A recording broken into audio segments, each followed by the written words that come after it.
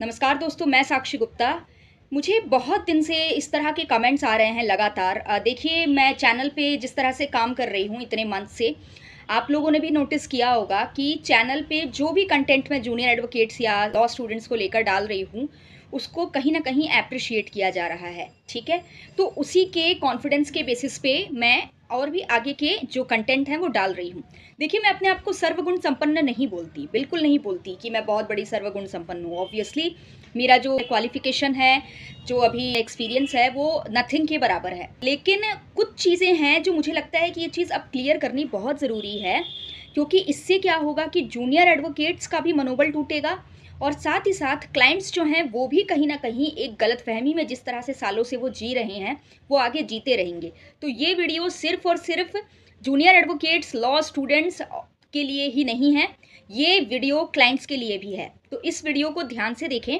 इस वीडियो में मैं कुछ ऐसी आपकी गलतफहमियां दूर करना चाहती हूँ जो कि अगर क्लियर हो गई आपकी जो गलतफहमी, तो आपके लिए जुडिशरी में चीज़ें थोड़ी आसान हो सकती हैं। कैसे हो सकती हैं, चलिए जानते हैं। जुडिशरी या advocacy, what ever it is, आपके लिए लीगल सेक्टर में चीज़ें ईजी हो जाएंगी। तो सबसे पहली चीज़ तो कि ये सवाल बहुत आता है कि अरे आप तो 1 साल एक्सपीरियंस्ड हैं, अरे आपका क्वालिफिकेशन ही कितना है, अरे आपने काम ही कितना सीखा है, तो आप आकर किस तरह से, कैसे आप यूट्यूब में किसी को गाइड कर सकती हैं, या फिर कैसे आप जो लॉ स्टूडेंट्स हैं या जूनियर एडवोकेट्स हैं उनको आप कहीं ना कहीं मेंटरशिप दे सकती हैं ना, टेलीग्राम ग्रुप के थ्रू। कैसे आप कर सकती हैं? आपको तो अपने करियर पे फोकस करना चाहिए। ठीक है, क्लाइंट्स भी आपको कैसे इतना अप्रिशिएट कर सकते हैं? क्लाइंट्स को अप्रिशिएट नहीं करना चाहिए। You are just 1 year experienced advocate. इस तरह की वो बातें करके कहीं ना कहीं एक जूनियर एडवोकेट का जो कि कोशिश कर रहा है रिसर्च करके, पढ़ाई करके, ज़्यादा से ज़्यादा जो यहाँ के दिल्ली के टॉप सीनियर एडवोकेट्स हैं उनसे डिस्कशन करके, उनसे उठ बैठ के बात करके, सलाह लेकर वो जिस तरह से कोशिश कर रहा है यूट्यूब के माध्यम से लोगों को मदद करने की, ये ऐसे लोगों का मनोबल तोड़ने के लिए आ रहे हैं। क्यों आ रहे हैं ये ऐसा मनोबल तोड़ने के लिए? क्योंकि शायद इनके पास ऐसा वक्त नहीं आया था जब इनके पास करो या मरो की सिचुएशन रही होगी। देखिए, मैं एक चीज़ आपको समझाना चाहूँगी। हमारे देश में ऐसे बहुत सारे एग्जाम्पल्स हैं जिन्होंने रिकॉर्ड्स ब्रेक किए हैं। कम से कम एक्सपीरियंस में, कम से कम क्वालिफिकेशन में, कम से कम एज में भी रिकॉर्ड्स ब्रेक किए हैं। लोगों के होश उड़ा दिए हैं। लोगों का काम है वो इस तरह का देखा गया है जो बड़े बड़े एक्सपीरियंस्ड क्वालिफाइड लोगों में भी नहीं देखा जाता। मैं अपने आप को बेवकूफ़ कहती हूँ, बेइंतहा बेवकूफ़ कहने को तैयार हूँ, मुझे कोई दिक्कत नहीं है। I can say my self a police person. मैं 1% भी अपनी कॉम्प्लीमेंट करने में इंटरेस्ट नहीं दिखाऊंगी। लेकिन एक चीज़ मैं ज़रूर कहूँगी कि किसी को भी उसके एक्सपीरियंस या उसके क्वालिफिकेशन से आंकना आपकी सबसे बड़ी भूल हो सकती है। लीगल सेक्टर में सबसे बड़ी भूल हो सकती है। ये जो लाइन है ये सबसे ज़्यादा लागू होता है क्लाइंट पर। एडवोकेट्स तो चलो ठीक है, ज़्यादा से ज़्यादा क्या होगा, वो मिसलीड होंगे ना, लेकिन क्लाइंट तो बर्बाद हो जाएगा। क्लाइंट का पूरा केस खतरे में आ जाएगा। देखिए, फॉर एग्जाम्पल आज मैं आप लोगों को एक इमेजिनेशन कराऊंगी। ठीक है, इस इमेजिनेशन के थ्रू आपको पूरा का पूरा मुद्दा समझ में आ जाएगा कि मैं आपको समझाना क्या चाह रही हूँ। ठीक है, for example right now I am just a 1 year experienced advocate who knows nothing. लेकिन आप बताओ कि जितनी मेरा बुद्धिमत्ता का स्तर अभी तक आप लोगों ने देखा है उस हिसाब से 15-20 साल में तो मैं एक एक्सपीरियंस्ड एडवोकेट हो ही जाऊंगी। ठीक है, काफ़ी, मतलब इतना कि भाई मेरे को अच्छे से आराम से केसेस हैंडल करना आ जाएंगे बढ़िया तरीके से। आप आंख मूंद कर मेरे टैलेंट, मेरे एक्सपीरियंस और मेरे क्वालिफिकेशन के बेसिस पे मुझे अपना केस हैंड ओवर कर सकती हूँ। तो चलिए एक इमेजिनेशन करते हैं, जिस इमेजिनेशन में देखते हैं कि वो साक्षी क्या इतने हैवी एक्सपीरियंस के बाद भी, इतने हैवी क्वालिफिकेशन के बाद भी, इतनी ट्रेंड होने के बाद भी, इतनी इंटेलिजेंट होने के बाद भी क्या आपको न्याय तक पहुंचा सकती है। क्योंकि क्लाइंट कोर्ट में वकील के पास सिर्फ और सिर्फ एक ही उद्देश्य से आता है कि भैया मुझे न्याय तक पहुंचा दो। राइट, मैं अत्याचारियों की बात नहीं कर रही, अन्यायियों की बात नहीं कर रही, मैं जेन्युइन विक्टिम की बात कर रही हूँ जो असलियत में निर्दोष है और जिसके साथ गलत हुआ है, जो पीड़ित है। मैं उन क्लाइंट्स की बात कर रही हूँ। वो क्लाइंट किस उद्देश्य से आता है एक वकील के पास? कि भैया मुझे न्याय दिलवा दो। राइट, और उसको किसी चीज़ से मतलब नहीं, आपका प्रोसीजर वो सब आप देखो। मेरा अल्टीमेट गोल क्या है? मुझे न्याय चाहिए। आप दिलवा सकते हो? हाँ, मैं दिलवा दूंगा। बस आप मेरे वकील बन गए। यही रहता है ना। अब चलो इमेजिनेशन चालू करते हैं। फॉर एग्जाम्पल चलिए 20 साल कंप्लीट हो गए, now I am a experienced advocate. ठीक है, बहुत तगड़ा नॉलेज है, बहुत मेरे पास एक्सपीरियंस है, काम मैंने बहुत किए हैं, केसेस मैंने बहुत किए हैं, सब किए हैं, ठीक है। अब इसके बाद एक क्लाइंट आता है मेरे पास ना, अरे मैडम प्लीज़ प्लीज़ प्लीज़, एक क्लाइंट आती है, मैडम मेरा प्लीज़ मेरी मदद करो, मेरी मदद करो, मैं कुछ भी कैसे भी आप बोलोगे मैं फ़ीस ला कर दे दूँगी, बस आप मेरी मदद करो, मुझे न्याय दिलवा दो, मैं बहुत परेशान हूँ, मैं बहुत तकलीफ़ में हूँ। अगर वहाँ पर मेरे पास एक ऑनेस्ट हर्ट नहीं है, अगर वहाँ पर मैं एक न्यायप्रिय मानसिकता की वकील नहीं हूँ, मैं क्या करूँगी उस क्लाइंट के साथ? उसका तो अल्टीमेट गोल न्याय पाना है उस क्लाइंट का, और मैं न्यायप्रिय वकील नहीं हूँ। मेरे पास एक्सपीरियंस तो बहुत तगड़ा है, 20 साल एक्सपीरियंस्ड एडवोकेट हूँ, क्वालिफिकेशन है, काम आता है भाई, ऐसे मैटर्स तो मैंने कितने डील किए हैं, जिताए भी कितने हैं। लेकिन क्योंकि ये जितनी डरी हुई है, परेशान है, कैसे भी करके कहीं से भी पैसे अरेंज करने को रेडी है, अपना किडनी तक बेचने को तैयार है। अब यहाँ पर अगर मैं न्यायप्रिय वकील नहीं हूँ, अच्छे नीयत की वकील नहीं हूँ, मैं क्या करूँगी इसके साथ? हाँ, मैं जाऊँगी, पहले सोचूंगी, पहले बोलूँगी तुम कल आना, कल तुमको बताती हूँ मैं सारी चीज़ें। पहले सोचूंगी कि इसका जितना पेचीदा मामला है, ज़्यादा से ज़्यादा 4 साल लगेगा, 4 साल में मैं इसके केस को निपटा दूँगी, ठीक है। इसके बाद से फ़ीस कितनी निकलवा सकती हूँ? ज़्यादा से ज़्यादा अगर रीज़नेबल अमाउंट के साथ जाऊँ या रीज़नेबल से थोड़ी सी ऊपर भी जाऊँ, तो ज़्यादा से ज़्यादा इसका साल भर में मैं 60-70 हज़ार रुपये निकलवा पाऊँगी। हाँ, और 4 साल में कितना हुआ? 7 2 जा 14, 7 3 जा 21, 7 4 जा 28, 2,80,000। क्या ही होते हैं यार 2,80,000। 2,80,000 में मैं 4 साल इसके लिए काम करूँगी। कुछ तो स्ट्रैटेजी बनानी पड़ेगी जिससे इसका मैं ज़्यादा पैसे भी निकलवा लूँ इससे, और साथ ही साथ इसके केस को लंबा खींचूँ ताकि हियरिंग्स ज़्यादा बढ़े और पैसे ज़्यादा आएँ। तो एक काम करती हूँ मैं, एक स्ट्रैटेजी बनाती हूँ ऐसा ना, जिससे कि क्लाइंट मेरे साथ ज़्यादा लंबे समय तक फंसे रहे, और ना कुछ ऐसा भी स्ट्रैटेजी बनाते हैं जिससे मैं अपोजिट पार्टी से भी पैसे खा सकूं। यस, और इससे फीस ना कैसे भी करके इसके डर का उपयोग करके मैं ज़्यादा से ज़्यादा फीस निकलवाती हूँ। अरे यार 60-70 हज़ार प्रति साल क्या होता है यार। अ, मुझे कुछ ऐसा करना होगा ना कि कम से कम 3.5-4 लाख रुपए हर एक साल में निकल जाए। यस, तो मुझे अब पूरा का पूरा इसको जो लीगल एडवाइस है, कंसल्टेशन है, वो मुझे कल ऐसा देना है जिससे कि ये लंबे समय तक मेरे साथ बनी रहे, मैं पर हियरिंग्स ज़्यादा से ज़्यादा पैसे कमाऊँ, और ज़्यादा से ज़्यादा इससे पैसे निकालूँ इसका डर का यूज़ करके। हाँ, और अपोजिट पार्टी से भी पैसे खाने के ट्राई करूँ ना। और बाई चांस अगर मतलब ऐसा रहा कि अपोजिट पार्टी दमदार रही और मुझे घुमाने की कोशिश की, तो मुझे क्या करना है उसके न्याय अन्याय से? अगर अपोजिट पार्टी मेरा जेब भरने को तैयार है, तो मैं उसके साथ भी मिल जाऊंगा। यस, मतलब अल्टीमेट मुझे अपने प्रॉफिट के बारे में सोचना है ना। यस, ओके, तो फाइन, कल बुलाते हैं इसको और उसको पूरी स्ट्रेटेजी बताती हूँ मैं। अब मैं क्या करती हूँ, मैं बुलाती हूँ उस क्लाइंट को, ठीक है आप आ जाइए। सुबह मैंने बुलाया उनको अपने ऑफिस में, मैंने बोला कि देखिए ऐसा ऐसा है, आपका मामला बहुत पेचीदा है, देखिए आपका मामला कोई दूसरा वकील इतना अच्छा नहीं कर सकता जितना अच्छा मैं कर दूंगी।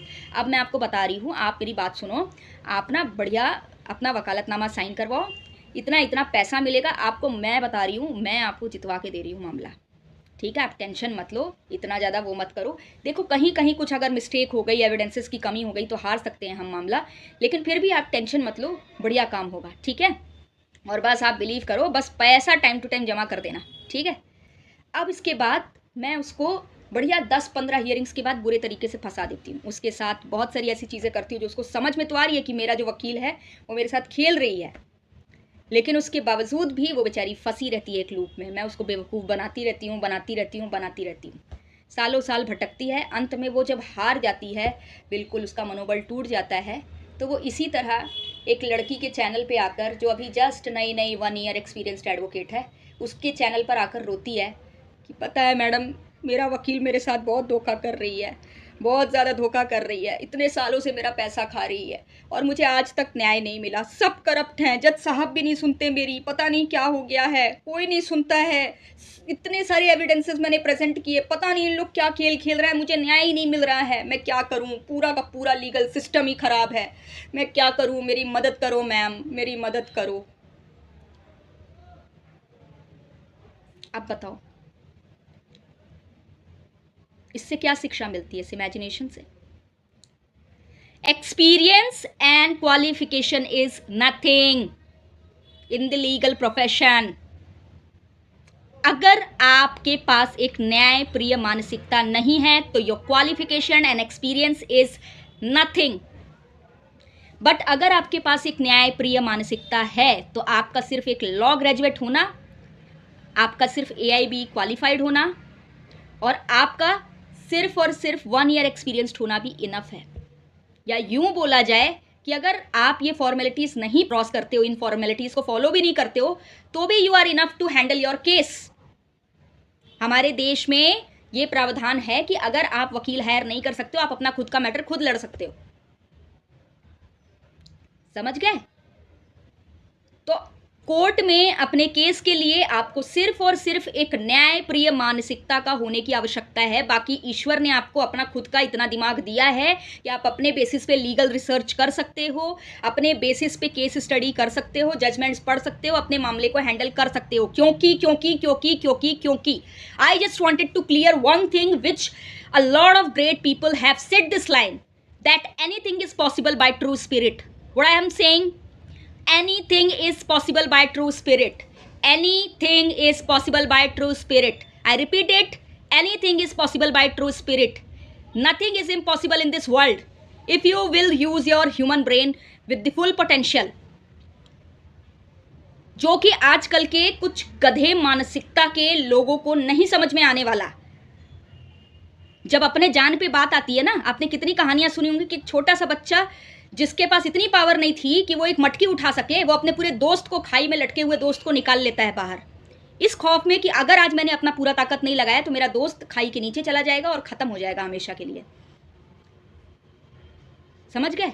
जब अपने पे बात आती है ना, जब अपनी नैया डूबती है, अच्छे अच्छे आदमी तैरना सीख जाते हैं. मैंने देखा है, मेरे फादर भी वकील थे, मैंने अपनी आंखों से देखा है किस तरह से एक अंगूठा छाप आदमी भी इतना सारा पेशी पट्टा पता नहीं क्या क्या सी चीज़ें सीखे. मैं बोली पापा मेरे को नहीं समझ में आ रहा है ये चीज़, ये अनपढ़ को कैसे समझ में आ रहा है? अरे बोले बेटा इसकी खुद की लगी पड़ी है ना, इसकी पूरी प्रॉपर्टी, इसकी पूरी ज़िंदगी सब नर्क हो गई है, अब ये सब सीखेगा. ये मेरे से बड़ा वकील बन गया है क्योंकि इसकी खुद की जान खतरे में आ गई है अब. तो जब अपने पे आती है तो इंसान सब सीख लेता है. समझो इस चीज़ को. जब इंसान के अंदर सच्ची इच्छा शक्ति होती है ना किसी की मदद करने की, तो वो सब सीख लेता है. नहीं आता है तो सीख के सिखा देता है.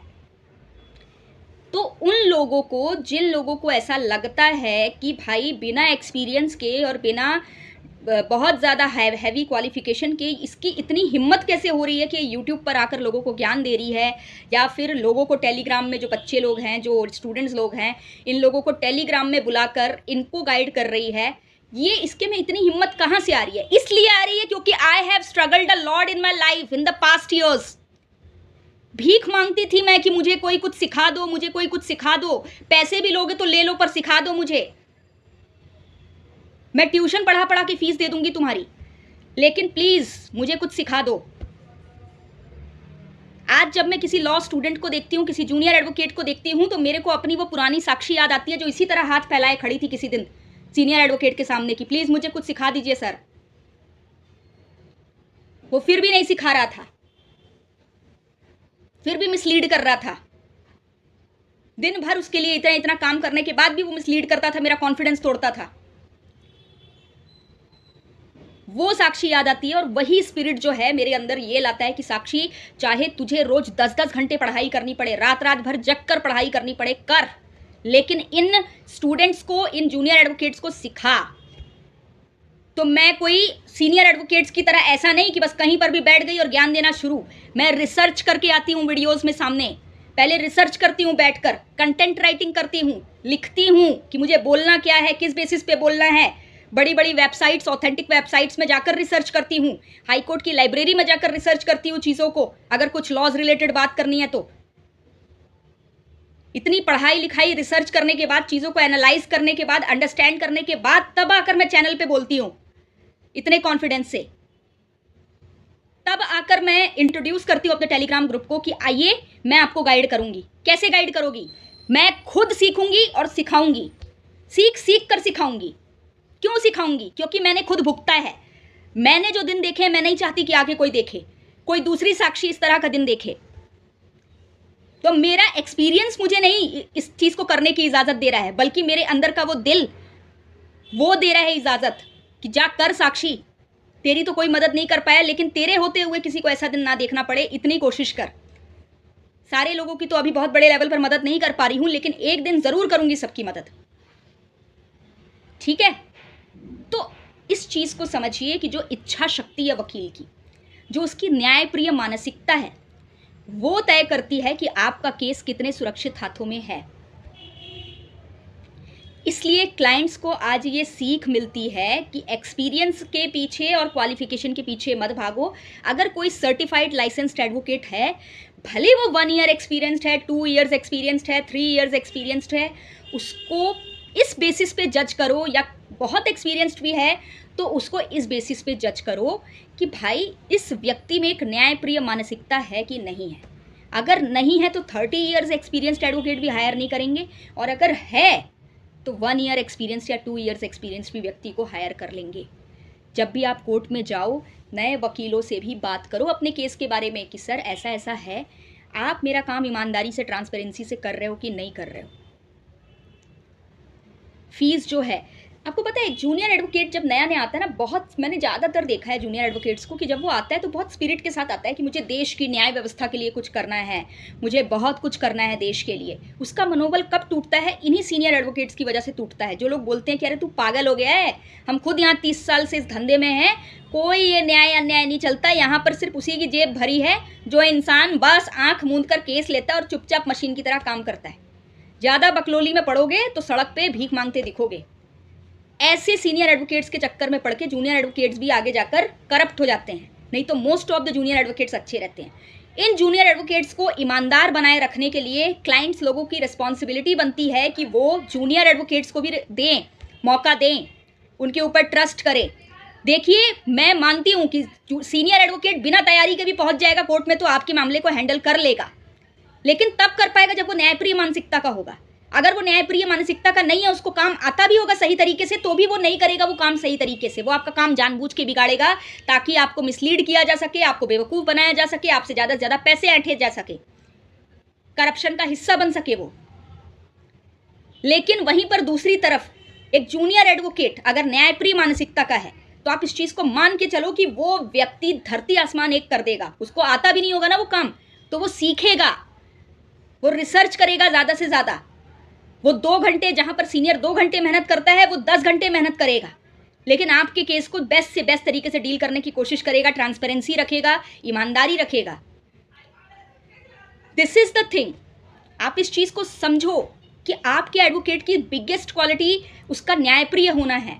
अगर वो न्यायप्रिय है, मेहनती है, ईमानदार है, अच्छी सोच का है, आपको मिसलीड करने की नीयत नहीं रखता है, तो वही आपके लिए बेस्ट एडवोकेट है, चाहे उसका एक्सपीरियंस कितना भी लो हो। इस चीज़ को आप समझिए। This is extremely important to understand for the clients and junior advocates भी।